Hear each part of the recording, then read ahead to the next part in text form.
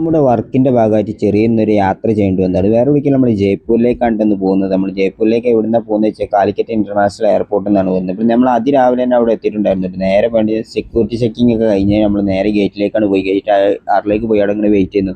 കുറേ നേരം അവിടെ വെയിറ്റ് ചെയ്യുന്നു. 5:45 വരുന്ന ഫ്ലൈറ്റ് ഏകദേശം വരുന്നത് 7 മണി ആയിട്ട് അവിടെ കുറേ നേരം തേരാപ്പാര അടിച്ചു.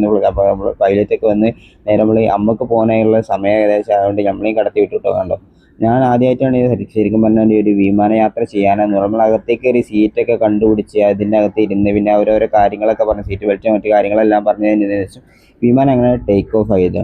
വിമാനം ടേക്ക് ഓഫ് ആയി നമ്മൾ കുറച്ച് നേരം ആകാശ ദൃശ്യങ്ങൾ കണ്ട് ബാംഗ്ലൂർ ഇന്റർനാഷണൽ എയർപോർട്ടിലേക്ക് എത്തി. കാരണം കണക്റ്റിംഗ് ഫ്ലൈറ്റ് ആയിരുന്നു. അവിടുന്ന് കൃത്യസമയത്ത് തന്നെ നമ്മൾ എയർ ഇന്ത്യൻ്റെ എക്സ്പ്രസ് എടുത്തിട്ടു. അവിടുന്ന് അതിമനോഹരമായിട്ട് ടേക്ക് ഓഫിങ് കഴിഞ്ഞ് നേരെ നമ്മളിഞ്ഞ് ജയ്പൂരിലേക്കാണ് പോകാൻ പോകുന്നത്. അടിപൊളിയായിട്ട് ഇനി ആകാശ ദൃശ്യങ്ങളൊക്കെ കുറച്ച് നേരം ആകാശ ദൃശ്യങ്ങളൊക്കെ കണ്ട് മേഘങ്ങളുടെ കാഴ്ചകൾ നല്ല കാഴ്ചകളെല്ലാം കണ്ട് ഇങ്ങനെ ഇരുന്നിട്ട് കുറച്ച് നേരം ഇങ്ങനെ അവിടെ ആസ്വദിച്ചിരുന്നു.